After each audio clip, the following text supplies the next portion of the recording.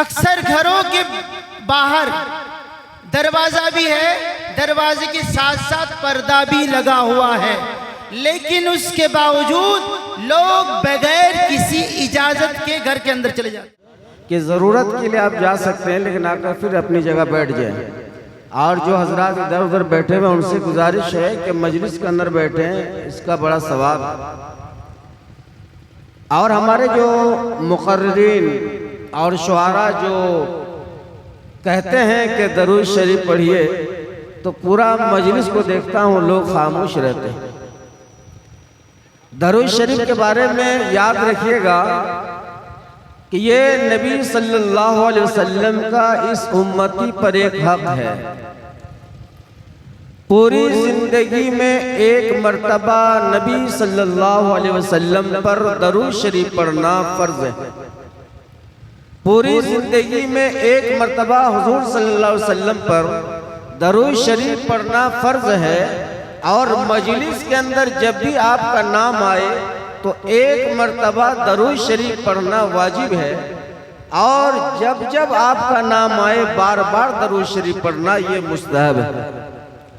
ویسے بھی ثواب کی چیز ہے، اللہ کی رحمتیں نازل ہوتی ہے جو درود شریف کا ورد کرتا ہے، مگر اس میں بھی ہم لوگ کنجوسی سے کام لیتے ہیں۔ بہرحال ابھی آپ نبی صلی اللہ علیہ وسلم کی حمد اور تعریف سماعت فرما رہے تھے۔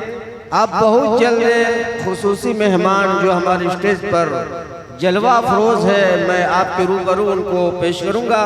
اس سے قبل ہمارے بستی کے ایک معزز ہستی اور مایہ ناز جو ہے عالم دین مفتی جناب طیب صاحب کو آپ کے روبرو پیش کرنا چاہتا ہوں کہ ان کی تھوڑی تقریر ہو جائے۔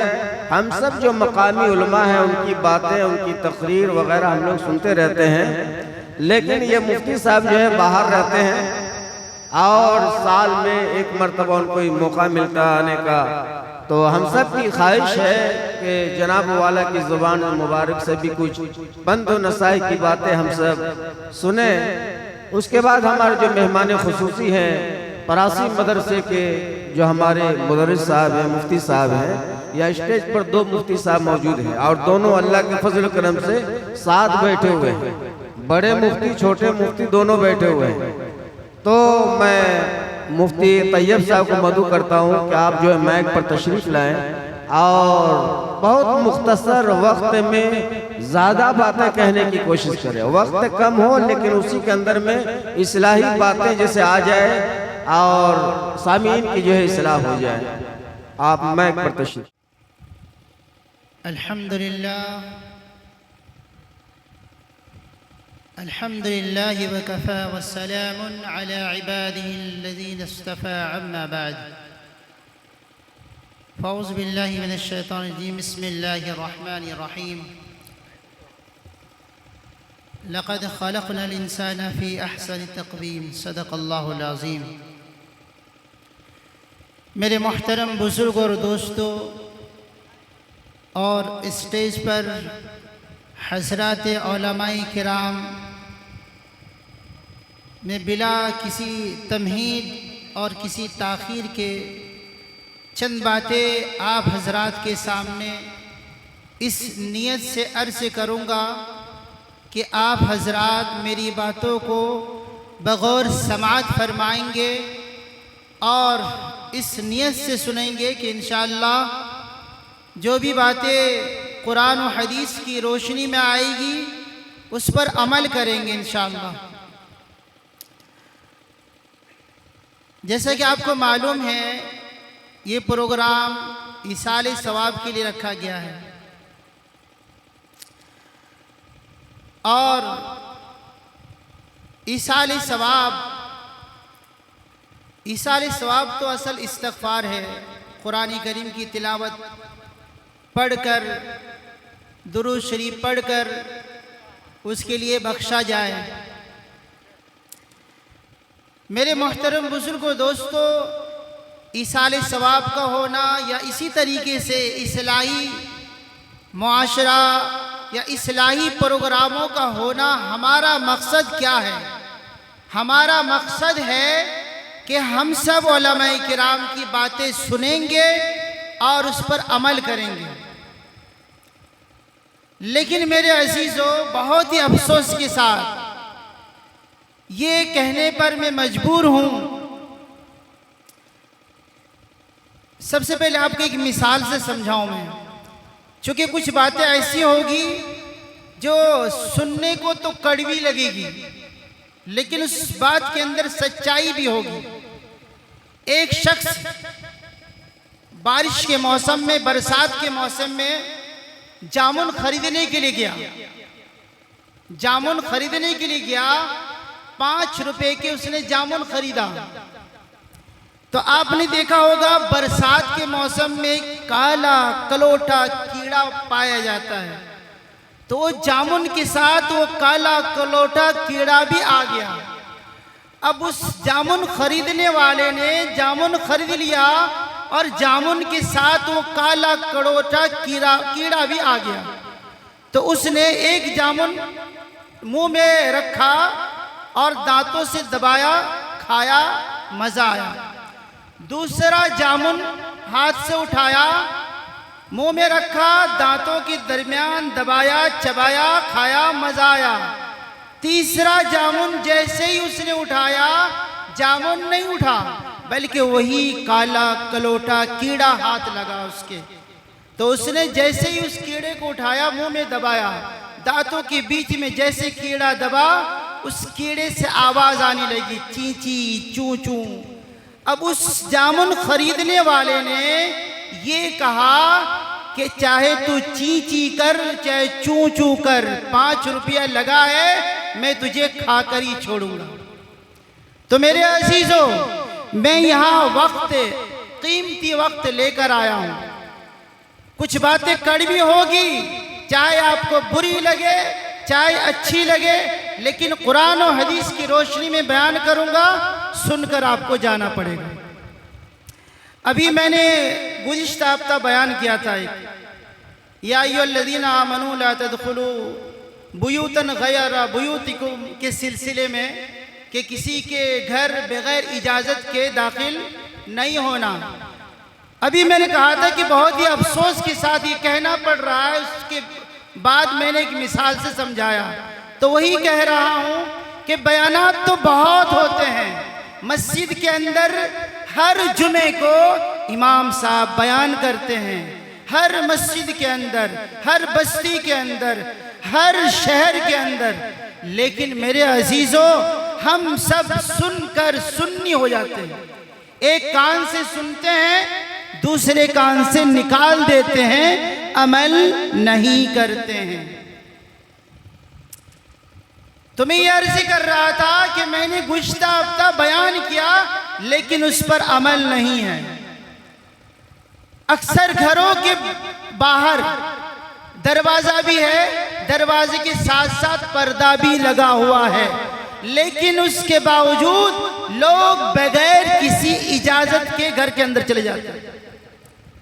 آج صبح سے لے کر شام تک میرے پاس کئی بلانے والے، ملنے والے آئے، لیکن ان کی بھی حالت یہی تھی، بغیر کسی تمہید کے، بغیر کسی جھجک کے اور بغیر کسی اس کے رکاوٹ کے داخل ہو جاتے ہیں گھر کے اندر۔ میرے عزیزو، جائز نہیں ہے، حرام ہے، منع ہے، کسی کے گھر کے اندر آپ بغیر اجازت داخل نہیں ہو سکتے۔ اس بات کو اچھی طرح دماغ میں بٹھا لیجئے کہ انشاءاللہ آئندہ ہم کسی کے یہاں جائیں گے تو بغیر اجازت کے اندر نہیں جائیں گے، یہ ارادہ کر کے جائیں یہاں سے۔ تو میں یہ عرض کر رہا تھا میرے عزیزو، میرے لیے بہت ہی مختصر وقت دیا گیا ہے۔ میں نے ایک آیت پڑھی، لَقَدْ خَلَقْنَا الْإِنسَانَ فِي أَحْسَنِ تَقْوِيمٍ، کہ اللہ تبارک و تعالیٰ کا فرمان ہے کہ ہم نے انسان کو بہت ہی خوبصورت سانچے میں ڈالا ہے، بہت ہی خوبصورت اندازے میں اللہ تبارک و تعالیٰ نے ہمیں پیدا کیا ہے۔ اب ہمارے پاس 2 ہی آپشن ہے، موت اور زندگی، اچھائی اور برائی، یہ 2 ہی آپشن ہیں ہمارے پاس۔ اگر ہماری زندگی اچھی نکل گئی تو ہماری آخرت بھی اچھی ہو جائے گی۔ ہماری زندگی اگر قرآن و حدیث کی روشنی میں ہماری زندگی گزرے گی تو ہماری موت بھی اچھی آئے گی۔ آج ہماری حالت یہ ہے، ہماری پوری بستی، ہمارے پورے بائیسی کے اندر یہ بات ہے کہ کسی کا انتقال ہو گیا تو ہم چہارم، 40واں، 10واں، تیجا اور پتہ نہیں کیا کیا کرتے ہیں۔ علماء کرام کو بلاتے ہیں، قرآن خوانی کرواتے ہیں۔ 40 دن تک علماء کرام میں سے کسی ایک حافظ قرآن کو گھر بلا کر 40 دن تک اس کے نام قرآن کریم کی تلاوت کرواتے ہیں۔ کس لیے؟ تاکہ ہمارے گھر کے اندر جس کا انتقال ہوا ہے اس کو یہ حافظ قرآن، یہ عالم دین قرآن کریم پڑھ کر ڈائریکٹ جنت الفردوس میں پہنچا دے۔ چاہے اس شخص کی زندگی کے اندر قرآن و سنت اور شریعت پر عمل نہیں تھا، چاہے اس کی زندگی کے اندر نماز نہیں تھی، چاہے اس کی زندگی کے اندر روزہ، نماز، زکوٰۃ، حج کچھ بھی نہیں تھا، پھر بھی ہم ایثار ثواب کے لیے علماء کو بلائیں گے اور اس سے قرآن خوانی کرواویں گے، اس سے میلاد کرائیں گے، تاکہ علماء کرام اس کے لیے ایسی دعا مانگے کہ وہ ڈائریکٹلی جنت الفردوس میں پہنچ جائے۔ میرے عزیزو، آپ انصاف کی بات کیجئے، کیا ایسا ہو سکتا ہے کہ ہماری زندگی میں نماز بھی نہیں، ہماری زندگی میں کیا ہے؟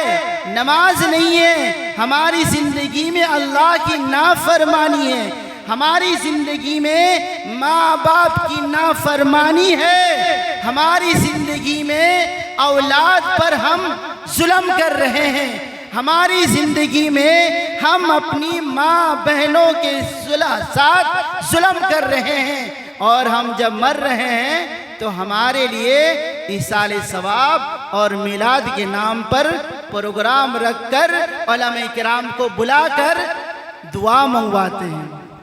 میرے عزیزو، اصل زندگی یہ ہے کہ ہم قرآن و حدیث کی روشنی پر، قرآن و حدیث پر عمل کر کے زندگی گزاریں۔ جس کا جو حق ہے وہ حق ہم اس کو پورا ادا کریں۔ ہماری زندگی میں کچھ بھی نہیں ہے اور ہم باتیں کرتے ہیں جنت کی، ہم باتیں کرتے ہیں ساتوں آسمان کی۔ نہیں میرے عزیزو، اصل تو ہماری فکر ہماری اولاد پر ہونی چاہیے۔ میں نے جو آیت پڑھی ہے، کئی سال پہلے میں نے اس آیت کے تحت بھی کچھ باتیں رکھی تھی آپ کے سامنے۔ آج بھی چاہوں گا کہ اس آیت کے تحت کچھ اور نئی باتیں رکھوں، تاکہ ہم سب ان باتوں کو سن کر جائیں اور ہماری زندگی میں عمل ہو۔ اللہ تبارک و تعالیٰ نے ہمیں پیدا کیا، ہماری پیدائش ہوتی ہے، کسی کے گھر کے اندر بچی کی ولادت ہوتی ہے، اور ولادت کے بعد ہمیں کرنا کیا چاہیے اور ہم کرتے کیا ہیں، موت کے وقت سے لے کر موت کے بعد ہمیں کرنا کیا چاہیے اور ہم کرتے کیا ہیں۔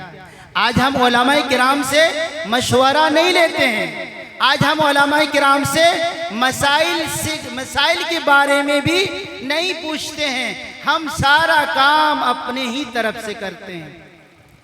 لیکن وہیں پر جب علماء کرام کو کچھ دینے کی بات ہوتی ہے تو ہم وہاں مسئلہ پوچھتے ہیں۔ میرے عزیزو، بہت ہی معذرت کے ساتھ میں باتیں کروں گا، چونکہ میرے لیے بہت ہی مختصر وقت ہے اور میں ایک طالب علم ہوں، ایک طالب علم حاصل کرنے والا ہوں، میں کوئی بڑا مقرر نہیں ہوں، اس لیے میں تھوڑا بہکتا رہتا ہوں، کبھی ادھر چلا گیا کبھی ادھر چلا گیا۔ تو خیر باتیں یہ چل رہی تھی، لَقَدْ خَلَقْنَا الْإِنسَانَ فِي أَحْسَنِ تَقْوِيمٍ، کہ اللہ تبارک و تعالیٰ نے ہم سب کو بہت ہی خوبصورت انداز میں پیدا کیا۔ پیدائش کے بعد ہمیں چاہیے کہ ہم اچھا نام رکھے، اور پیدائش کے بعد کان پہ اذان پڑھی جائے، دائیں کان پہ اذان، بائیں کان میں تکبیر، اور تکبیر کے بعد جو ہے اس کا نام رکھا جاتا ہے. لیکن میرے عزیزو صرف اذان شاید علماء کرام سے یا حافظ قرآن سے پڑھوا لیتے ہیں، شاید یہ اکثر طور پر پڑھوا لیتے ہیں. لیکن جہاں نام کا سلسلہ، نام کا مسئلہ آتا ہے تو ہم موبائل دیکھ کر یوٹیوب سے نکال کر نام رکھتے ہیں. نام رکھنے کے کچھ دنوں کے بعد علماء کرام سے پوچھتے ہیں کہ یہ نام ہم نے رکھا ہے اچھا ہے، یہ نام ہم نے رکھا ہے اچھا ہے. ارے میرے عزیزو جب تم نے رکھ ہی لیا ہے اب کیوں پوچھ رہے ہیں؟ نام رکھنے سے پہلے پوچھنا چاہیے. حضرت حسن رضی اللہ تعالی عنہ کی جب ولادت ہوئی، جب وہ پیدا ہوئے تو حضرت علی رضی اللہ تعالی عنہ نے ان کا نام رکھا تھا حرب. حرب کے معنی آتا لڑائی کے. نبی پاک صلی اللہ علیہ وسلم نے جب معلوم کیا کہ علی اس بچے کا نام کیا رکھا، انہوں نے عرض کیا کہ اللہ کے نبی صلی اللہ علیہ وسلم میں نے ان کا نام حرب رکھا. حرب، حرب کے معنی آتا لڑائی کے. آپ صلی اللہ علیہ وسلم نے ارشاد فرمایا کہ علی نہیں، اس کا نام حرب نہ رکھو بلکہ اس کا نام حسن رکھو. اس کے بعد جب دوسرے بچے کی پیدائش ہوئی تو حضرت علی رضی اللہ تعالیٰ عنہ نے ان کا نام بھی حرب ہی رکھا تھا. آپ صلی اللہ علیہ وسلم نے معلوم کیا تو پتہ یہ چلا کہ ان کا نام حرب ہے. آپ صلی اللہ علیہ وسلم نے ارشاد فرمایا کہ نہیں حرب نہ رکھو بلکہ حسین رکھو. تو اس سے ایک مسئلہ یہ بھی معلوم ہوا کہ اگر ہمارا نام کچھ ایسا ویسا رکھا گیا اور بعد میں اگر علماء کرام یہ کہے کہ آپ کا نام یہ ٹھیک نہیں ہے، یہ اچھا نہیں ہے، تو بعد میں بھی بدلنے کی گنجائش ہے. یہ آئی بات سمجھ میں؟ اب آگے چلیے کچھ باتیں اور بتا دیتا ہوں میں. 7ویں دن اب آتا ہے عقیقے کا مسئلہ. چونکہ میرے عزیزو ہمارے مفتی صاحب بیٹھے ہیں، وہ بہت ساری باتیں بتائیں گے نصیحت کے طور پر اور ان کی باتیں لمبی بھی ہوگی. میں چاہتا ہوں چونکہ عقیقے کے بارے میں بہت سے ہمارے نوجوان کنفیوز ہے کہ بھئی ہم کس طرح عقیقہ کریں، کب کریں، نہیں کریں. تو ابھی میں صرف عقیقے کے چند مسائل بتا کر میں اپنی بات پوری کروں گا، بس آگے کچھ نہیں بتانا مجھے، اور کچھ باتیں نکل جائے تو بتا دوں انشاءاللہ. تو حضرت علی رضی، ایک حدیث ہے حضرت عن ابن عباس رضی اللہ تعالی عنہ ان رسول اللہ صلی اللہ علیہ وسلم اقا عن الحسن والحسین رضی اللہ تعالی عنہما کبشن کبشن. اور ایک دوسری روایت کے اندر ہے کبشین، یعنی 2 مینڈھے 2 بکریاں. اس کی حدیث کا ترجمہ ہے کبشن کے معنی آتا مینڈھا، ایک مینڈھا، ایک مینڈھا. تو اب سوال یہ پیدا ہوتا ہے کہ بچے کا عقیقہ کس طرح کرے. اگر لڑکا پیدا ہو تو کیا کرے، لڑکی پیدا ہو تو کیا کرے. تو اگر لڑکا پیدا ہو تو ایک حدیث کے مطابق 2 بکرے یا 2 بکریاں لڑکے کے لیے، لڑکے یعنی لڑکا.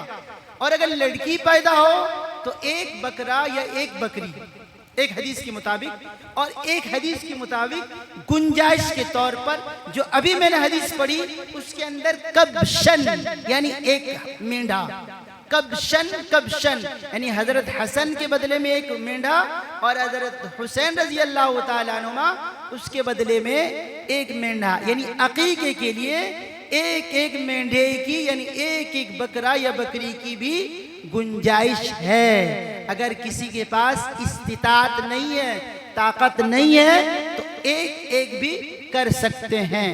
2 بکرا 2 بکری کیا ہے، مستحب ہے. ٹھیک ہے، بات آگئی سمجھ میں. اب یہاں پر ایک سوال اور پیدا ہوتا ہے کہ کیا گوشت خرید کر ہم عقیقہ کر سکتے ہیں یا نہیں، گوشت خرید کر. تو میرے عزیزو علماء کرام کی موجودگی میں ذمہ داری کے ساتھ میں یہ عرض کروں گا کہ گوشت خرید کر آپ عقیقہ نہیں کر سکتے، گوشت خرید کر عقیقہ نہیں ہوگا. ہاں یہاں گنجائش ہے. مثال کے طور پر آپ نے 1 بکرا یا 1 بکری ذبح کیا اور مہمانوں کے لیے 1 بکرے سے کام نہیں چل رہا، مہمان نوازی کے لیے. تو چونکہ آپ کا عقیقہ ہو چکا ہے، 1 بکرے سے کام چل گیا آپ کا، تو اب آپ خرید کر اس میں ملا کر مہمان نوازی کر سکتے ہیں۔ یہ مسئلے کی بات چل رہی، بہت دھیان سے سنیے، بڑے کام کی باتیں ہیں اور آپ کو آئندہ کام بھی آئے گا۔ تو معلوم یہ ہوا کہ صرف گوشت خرید کر آپ عقیقہ نہیں کر سکتے ہیں۔ ایک مینڈھا، ایک جانور ذبح کرنے کے بعد بکرا بکری ہو، اس میں گوشت ملا سکتے ہیں۔ دوسرا سوال یہ پیدا ہوتا ہے کہ کیا بڑے جانور میں بھی عقیقہ کر سکتے ہیں؟ اس کا جواب یہ ہے کہ جی ہاں آپ کر سکتے ہیں۔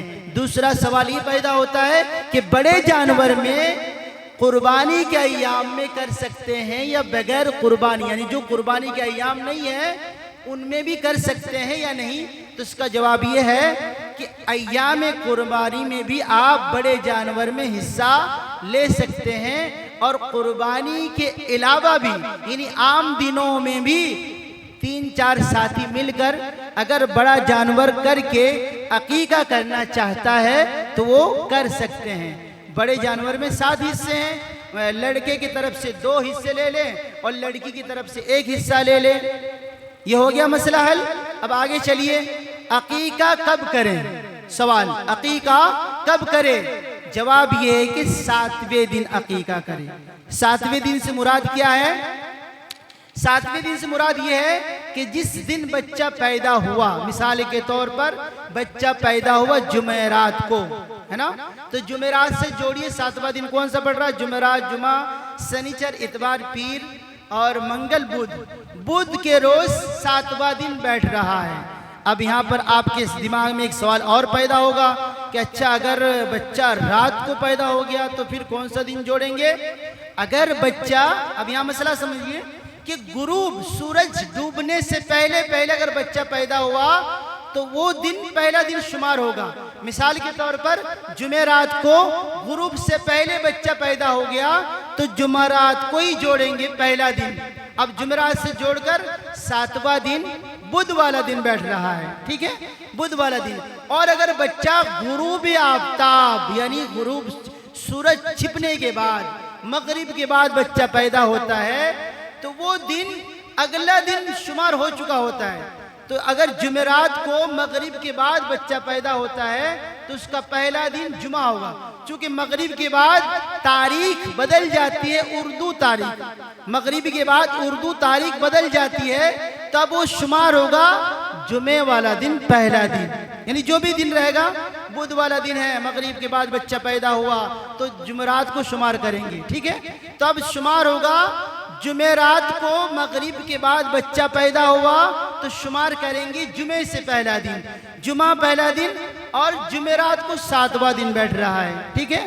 7واں دن اگر آپ کرنا چاہیں گے تو 7ویں دن کر لیجئے، اگر 7ویں دن گنجائش نہیں ہے تو 14ویں دن بھی جمعرات ہی کو پڑے گا، یا پھر 21ویں دن بھی جمعرات کو ہی پڑے گا، ٹھیک ہے؟ اب یہاں حل ہو گیا 21ویں دن۔ اب یہاں پر سوال یہ پیدا ہوتا ہے کہ اگر کسی کے اندر یہ بھی گنجائش نہیں ہے کہ جمعرات کو 7ویں دن نہیں ہوا، 14ویں دن نہیں ہوا، 21ویں دن نہیں ہوا، تو آپ جب بھی کریں گے 7ویں دن جو بیٹھ رہا ہے وہ جمعرات کو بیٹھ رہا ہے، یہ مستحب اور افضل طریقہ ہے۔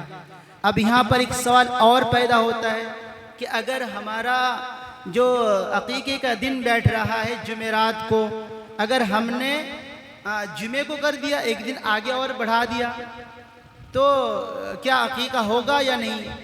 تو علماء کرام فرماتے ہیں کہ عقیقہ ہو جائے گا۔ میں کچھ دن پہلے میں یہ سوچ رہا تھا کہ جب عقیقہ مستحب ہے تو اس کو اگلے دن اگر ایک دن بڑھا دیا جائے تو شاید نہیں ہونا چاہیے۔ تو جب میں نے کتابوں کا مطالعہ کیا تو میرے سامنے یہی بات سامنے آئی۔ باقی علماء کرام کی موجودگی میں بتا رہا ہوں، اگر کوئی بات ادھر ادھر ہو جائے تو علماء کرام مجھے تنبیہ کر دیں گے بعد میں۔ لیکن جب میں نے کتابوں کا مطالعہ کیا تو مجھے اس چیز کا صحیح طور پر علم ہوا کہ اگر 7ویں دن جمعرات کو بیٹھ رہا ہے، اگر کبھی کسی عمر میں بھی اگر آپ عقیقہ کرنا چاہتے ہیں، اگر دن جمعرات کو نہیں بیٹھ رہا بلکہ جمعے کا دن بیٹھ رہا ہے تو جمعے کو بھی آپ عقیقہ کر سکتے ہیں، آپ کا عقیقہ ہو جائے گا۔ آپ صلی اللہ علیہ وسلم کے بارے میں آتا ہے کہ آپ صلی اللہ علیہ وسلم کا عقیقہ ان کے دادا حضرت عبد المطلب نے 7ویں دن عقیقہ کیا، اور نام بھی رکھا آپ صلی اللہ علیہ وسلم کا نام محمد۔ اور ایک حدیث کے اندر یہ بھی بات سامنے آتی ہے کہ آپ صلی اللہ علیہ وسلم نے اپنا عقیقہ نبوت کے بعد اپنا عقیقہ خود فرمایا، نبوت کے بعد اپنا عقیقہ خود فرمایا۔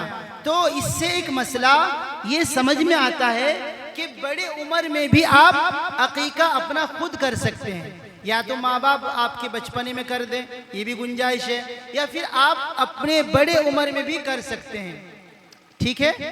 اب ہمارے گاؤں بستی کے اندر ایک مسئلہ قربانی کے ٹائم پہ لوگ سوال کرتے ہیں کہ کیا جس کا عقیقہ نہیں ہوا تو اس کی قربانی ہوگی یا نہیں؟ تو اس کا آسان جواب یہ ہے کہ جس کا عقیقہ نہیں ہوا اس کی قربانی ہو جائے گی۔ عقیقہ تو مستحب ہے، لیکن آپ صاحب حیثیت ہے، آپ مالدار ہیں، اب قربانی کا وقت ہے، ایام شروع ہو چکے ہیں، آپ سوچ رہے ہیں کہ میرا تو عقیقہ ہوا ہی نہیں تو میری قربانی بھی نہیں ہوگی، ایسا نہیں ہے، ٹھیک ہے۔ اب آئیے کچھ اور باتیں سن لیجئے، ساری باتیں تو آ گئی، میرا وقت بھی قریب قریب ختم ہونے جا رہا ہے، تو میں نے سوچا کہ چند باتیں آپ کے سامنے پیش کر دوں، عرض کر دوں، چونکہ عقیقے میں بہت سے ہمارے نوجوان پوچھتے ہیں، اس لیے میں نے آپ کے سامنے چند باتیں رکھ دی تاکہ ہمارا عقیقے کا مسئلہ حل ہو جائے، اور بھی اگر کسی کے ذہن میں کوئی بات آ رہی ہو تو آپ بعد میں بھی پوچھ سکتے ہیں۔ اس سارا مسئلہ حل ہو گیا کہ آپ بڑے عمر میں بھی اپنا عقیقہ کر سکتے ہیں، چھوٹے عمر میں ماں باپ کروا دیں، ٹھیک ہے، گنجائش کے مطابق بڑے جانور میں کر سکتے ہیں، چھوٹے جانور میں کر سکتے ہیں۔ جانوروں کی شرائط کیا ہے؟ وہی شرائط ہے جو قربانی کے جانور میں شرائط ہے۔ بکرا بکری ایک کم سے کم عمر کے حساب سے 1 سال، اور جو بھینس ہے گائے ہے اس کی عمر 2 سال، اونٹ اس کی عمر 5 سال، جو قربانی کی شرائط ہے وہی شرائط عقیقے کے اندر بھی موجود ہے، لیکن بس دکھاوا نہ کریں۔ تو میں نے شروع میں یہ بات رکھی تھی کہ کچھ باتیں کڑوی بھی آ جائے گی، چلو اچھا ہوگا، نہیں آئی صحیح ہے۔